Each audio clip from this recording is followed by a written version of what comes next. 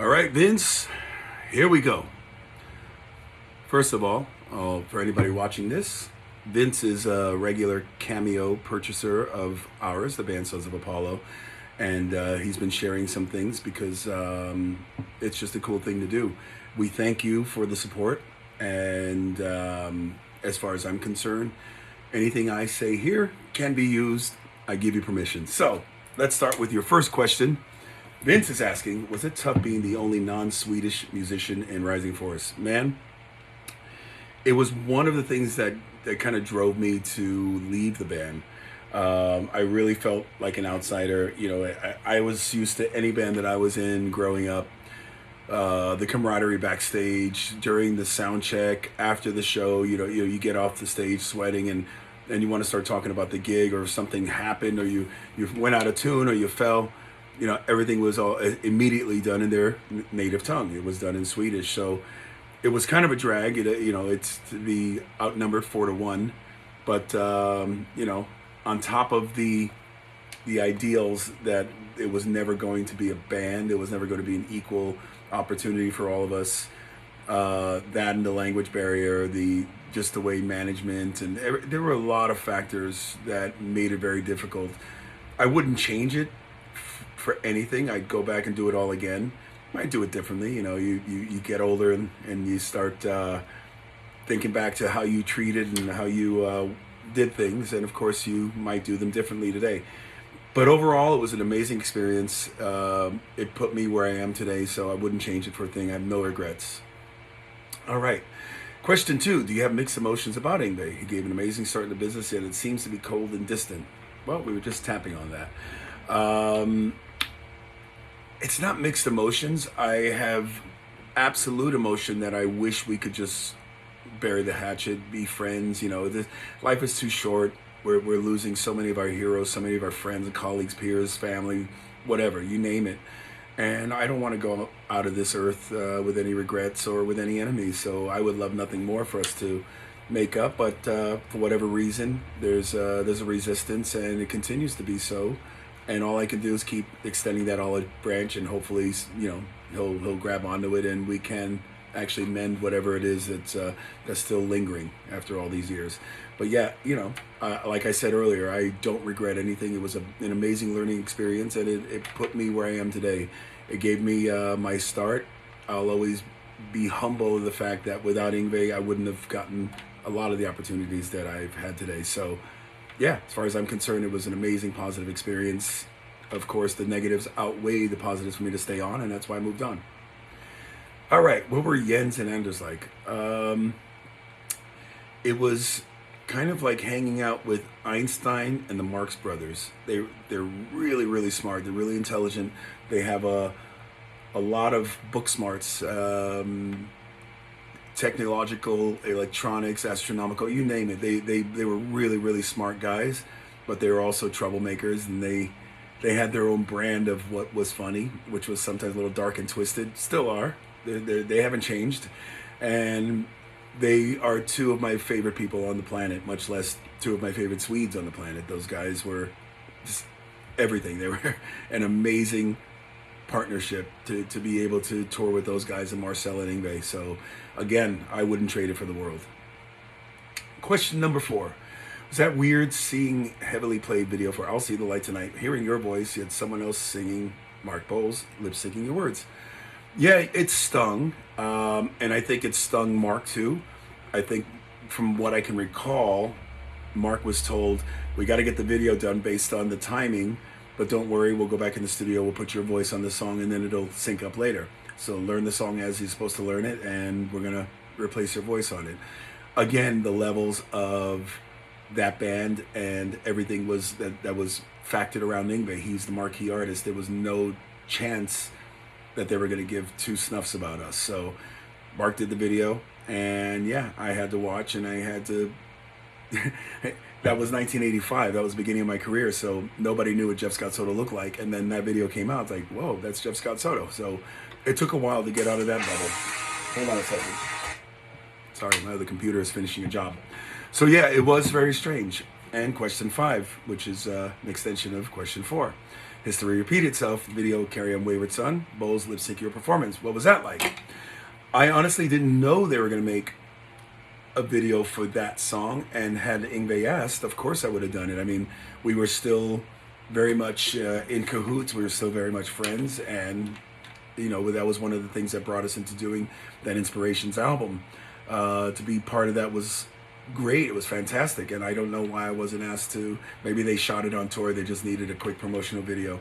So yeah, it was very strange to see Marc a second time when it would have easily been, I could have easily stepped in and done that video. Anyway, it is what it is. Question 6, Sons of Apollo is seen as the new Dream Theater, or Portnoy's Dream Theater. I don't think he likes that. Derek on keys, the same label as Dream Theater, Inside Out Sony, very cool. Another bass legend, Sheehan instead of Myung. Another guitar god, Bumblefoot instead of Petrucci. And another vocal god, you instead of LaBrie. And you guys do a few Dream Theater songs. Thoughts? Well, let me clarify. We only did 2 Dream Theater songs on the first tour because we didn't have enough songs to do our own set. It made sense. It was kind of the an anniversary reunion of Mike and Derek, even though they'd done PSMS, sorry.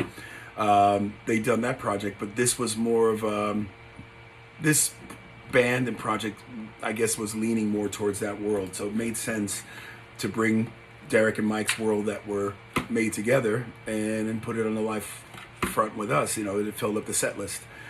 As far as anything else, no, we're not doing any more Dream Theater songs. We did the extra one for the DVD. Again, content. We needed content, and I had a blast doing them. I never heard those songs in my life, so learning them was, and putting my own stamp on them was challenging, to say the least. You know, you take a song like Lines in the Sand, and it's not that easy to make your own thing out of it, but we did, and we had a blast doing those songs. And if we did some in the future, it wouldn't bother me one bit. Number 7, as a fan, to my shock and surprise, 3 of my cameos became Blabbermouth articles, and another offshoot article, including a Livewire article. I know cameos are normally made for shout-outs, birthday shout-outs, and so on, but are you all right with the media taking the ball and running with these videos? Cameo does say that you do whatever you want with the videos, blah, blah, blah. I didn't know that would blow up. Well, anytime I do anything like this, even though I could be doing it for, it could say private on the actual video, you know, I do these things knowing that it could go out there, and make sure that it's nothing that's going to bite me in the ass. I don't answer anything that's going to be, that I wouldn't answer, you know, in person or on another interview. As far as I'm concerned, this is as an open forum as doing an interview. So, of course, I'll be honest, I'll be frank and to the point, but for the most part, I'm not going to say or do anything that I'm going to regret later. So I'm okay with it. I can't speak for anybody else. It's a personal decision, and it's up to them if they don't like those things being shared. I personally don't care. That's why I'm doing this for you. Will Sons of Apollo continue to release new music? That's question number 8. The answer is absolutely yes, of course.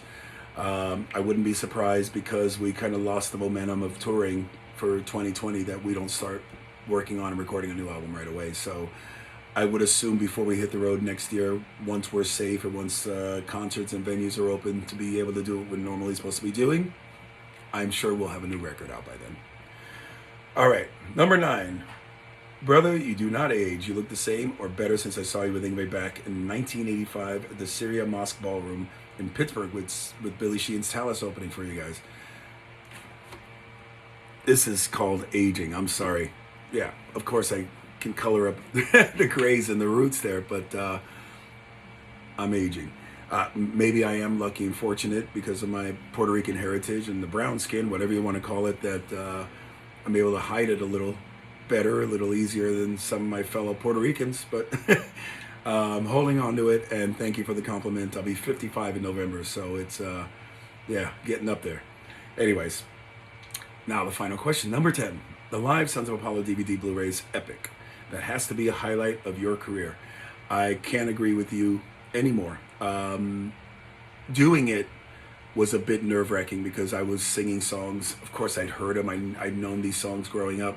but I was doing songs I've never sung before in my life. We did one rehearsal the day before with the orchestra, and it was more of a kind of a run through, so that I can kind of remember where I'm supposed to come in. I think I screwed up. Trying to think of what song I came in the wrong. I think it was Kashmir. I came in the wrong spot, or put it the wrong. Wait, everybody followed the leader. Luckily, I didn't screw up the whole thing. But yeah, never sung Kashmir in my life. Never did Dream On. Never did Gates of Babylon live. Never did what's the other one? Yeah, pretty much everything. I've done Show Must Go On before. So yeah, it was a bit nerve-wracking, and when I look back at it, it certainly is. It was a big blur. I remember just collapsing at the end of that show, just going, "My God, I got nothing left." I mean, I had nothing left in the chamber by the end of that set. So we got backstage, and I fell to the ground. It's like, please, just leave me here for a half hour. It was that overwhelming as far as remembering all the words, remembering where you're supposed to be, remember when to come in, and all that stuff. And then looking back at it, the editing was done so well that it just looks like a perfect show. You would never know that anybody was nervous or that we never played those songs before. So it truly is one of those spectacular moments in my life, in my career, playing in that amphitheater, playing in Bulgaria, playing to that audience, playing with these guys. It truly is a pinch me moment, and I absolutely savor it like some of the biggest memories in my life and career. So that's it, Vince. This is for you. You can share this publicly, and I might put a filter on and make I'm not going to touch it. Let everybody look at me like I normally look. All right, man, I'm babbling now. I got to get to rehearsing here. I got a gig tomorrow. I got about 28 songs I got to go over. So all the best, and thanks for the questions.